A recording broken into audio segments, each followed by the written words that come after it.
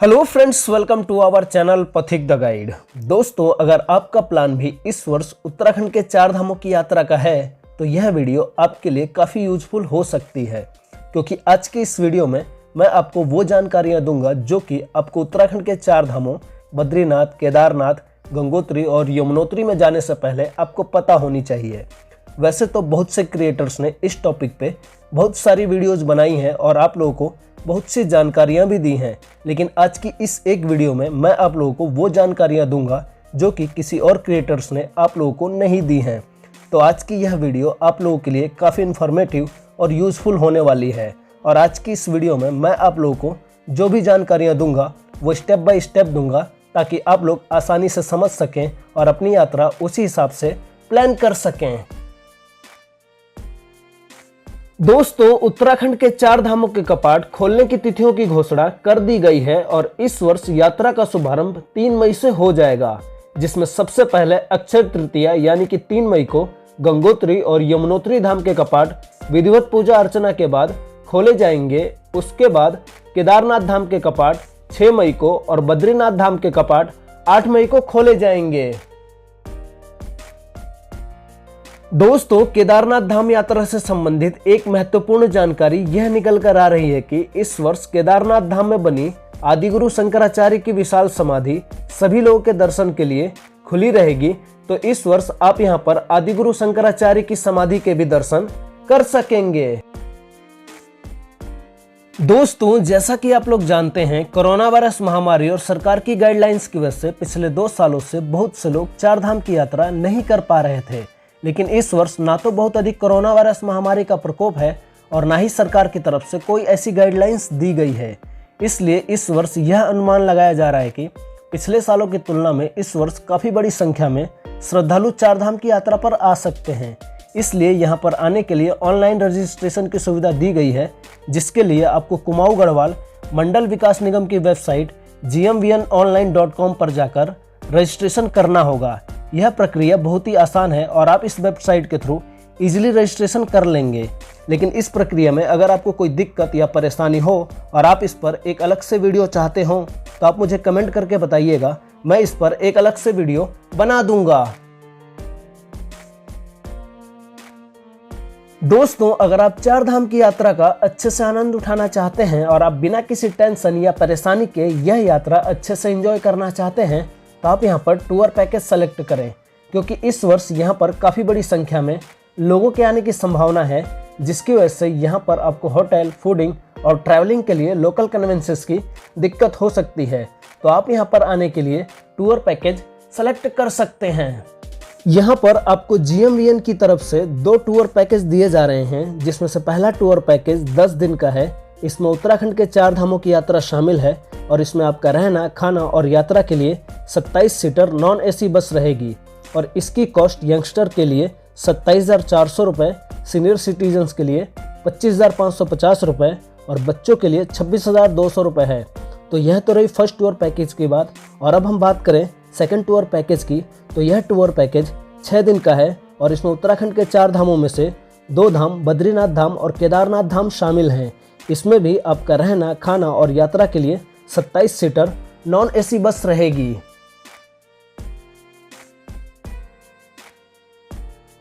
दोस्तों, अगर आप उत्तराखंड के 4 धामों की यात्रा हेलीकॉप्टर से करना चाहते हैं तो इसके लिए हेलीकॉप्टर सेवा देने वाली कंपनीज ने यात्रियों को लुभाने के लिए काफ़ी अट्रैक्टिव ऑफर्स दिए हैं, जिसमें सबसे पहला ऑफर 2 दिन और 1 रात का है।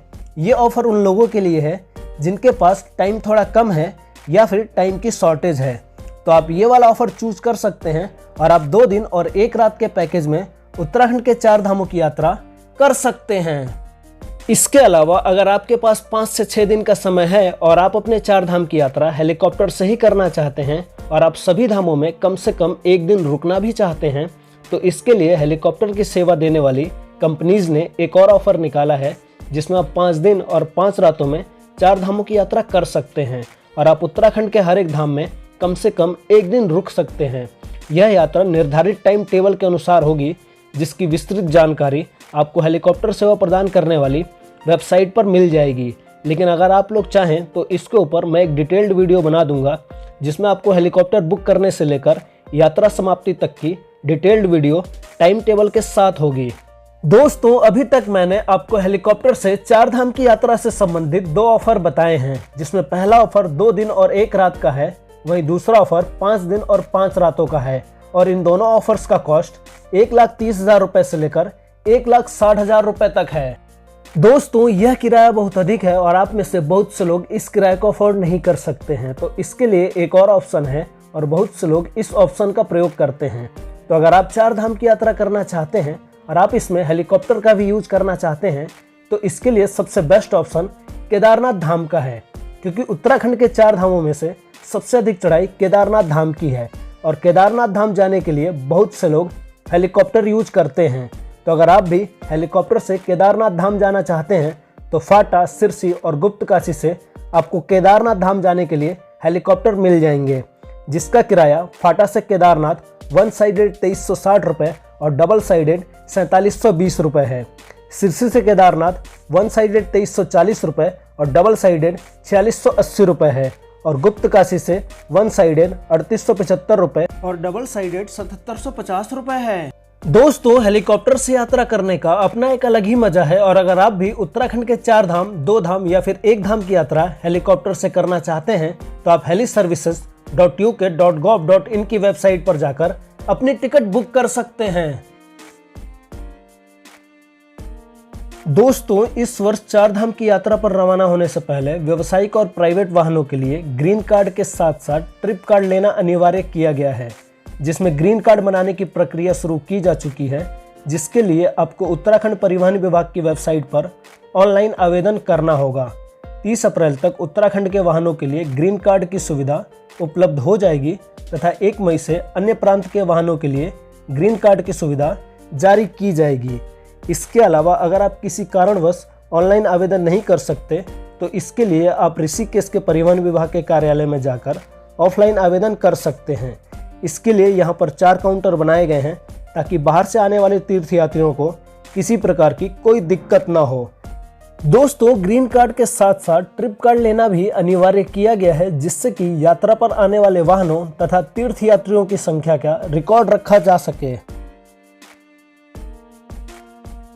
दोस्तों, यात्रा पर संचालित वाहनों के मालिक ग्रीन कार्ड और ट्रिप कार्ड के लिए ऑनलाइन आवेदन कर कहीं से भी प्राप्त कर सकते हैं, लेकिन वाहनों के फिटनेस के लिए वाहन को लेकर आरटीओ आना होगा तथा उनकी जांच करानी होगी।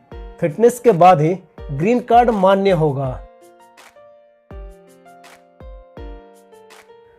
दोस्तों, 4 धाम की यात्रा पर जाने से पहले आपको कुछ बातों का ध्यान रखना अति आवश्यक है, अन्यथा आपको कठिनाइयों का सामना करना पड़ सकता है।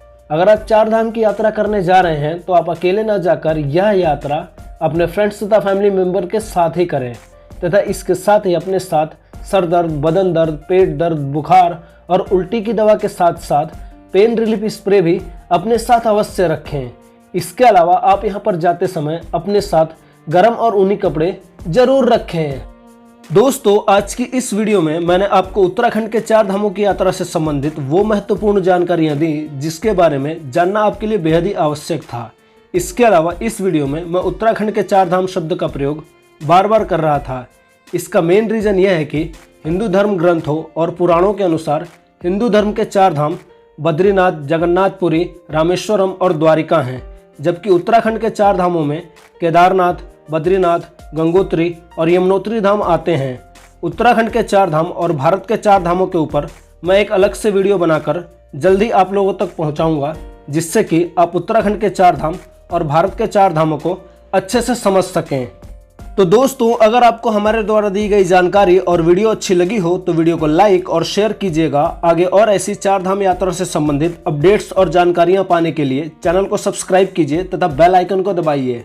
मैं मिलता हूं नेक्स्ट वीडियो के साथ। Thanks for watching video friends.